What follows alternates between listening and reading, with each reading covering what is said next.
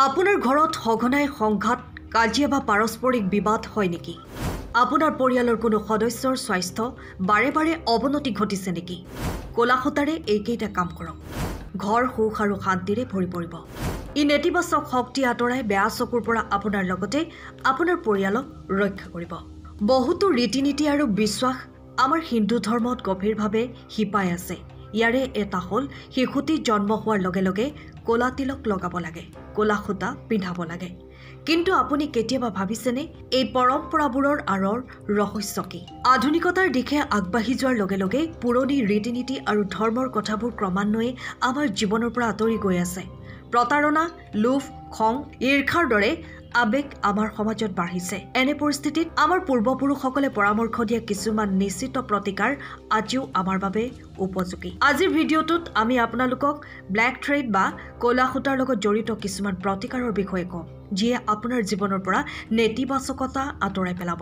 যদি আপুনি অনুভৱ কৰে যে আপোনাৰ জীৱনত কোনো দুষ্ট চকু বা নেতিবাচক শক্তিয়ে বাধাৰ সৃষ্টি কৰিছে, তেন্তে এই ভিডিঅ'টো শেষলৈকে চাওক আৰু এই প্ৰতিকাৰসমূহ গ্ৰহণ কৰক। কিন্তু তাৰ আগতে যদি আপুনি আমাৰ চেনেলটো ছাবস্ক্ৰাইব কৰা নাই, তেন্তে ছাবস্ক্ৰাইব কৰক, যাতে আমাৰ প্ৰতিটো আগন্তুক ভিডিঅ'ৰ নটিফিকেশ্যন পাব পাৰে। ক'লা ৰং আৰু ঋণাত্মক শক্তি।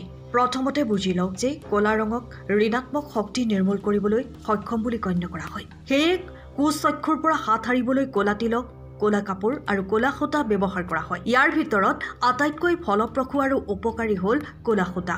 পদ্ধতিয়ে ঘৰত শান্তিৰ বাবে। যদি আপোনাৰ ঘৰত সঘনাই সংঘাত, কাজিয়া, পাৰস্পৰিক বিবাদ হয়, তেন্তে শনিবাৰে শনি মন্দিৰলৈ গৈ 1 মিটাৰ ক'লা সূতা কিনি লওক। এই সূতাত 108টা গাঁঠি বান্ধি প্ৰতিটো গাঁঠিৰে ওম শনি চৰায় নমঃ জপ কৰক। যদি মন্দিৰলৈ যোৱা সম্ভৱ নহয়, তেন্তে এই প্ৰতিকাৰ ঘৰতো কৰিব পাৰি। এতিয়া এই সূতাডাল আপোনাৰ মূল দুৱাৰত বান্ধি লওক। ইয়াৰ ফলত দুষ্ট দৃষ্টি আৰু নেতিবাচক শক্তি ঘৰত প্ৰৱেশ কৰিব নোৱাৰিব। পদ্ধতি 2। সঘনাই বেমাৰ হ'লে।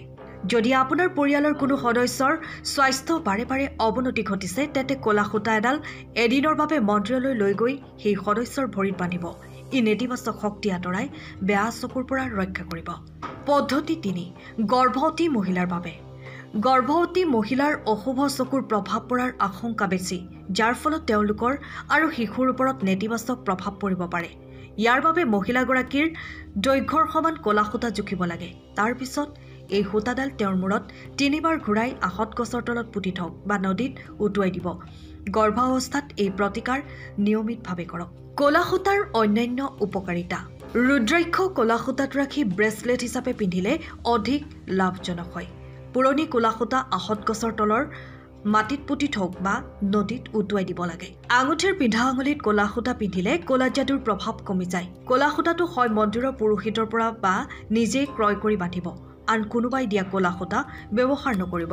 ক'লা সূতাৰ প্ৰতিকাৰে বেয়া দৃষ্টি আৰু নেতিবাচকতাৰ পৰা ৰক্ষা কৰাই নহয়, জীৱনত ইতিবাচকতাও আনে। আজিৰ ভিডিঅ'টো ভাল লাগিল বুলি আশা কৰিলোঁ। যদি ভিডিঅ'টো ভাল লাগিল, তেন্তে লাইক আৰু শ্বেয়াৰ কৰিব, যাতে আন মানুহেও ইয়াৰ দ্বাৰা উপকৃত হ'ব পাৰে। চেনেলটো ছাবস্ক্ৰাইব কৰি নটিফিকেশ্যন অন কৰিবলৈ নাপাহৰিব। ধন্যবাদ। পৰৱৰ্তী ভিডিঅ'ত পুনৰ লগ পাম।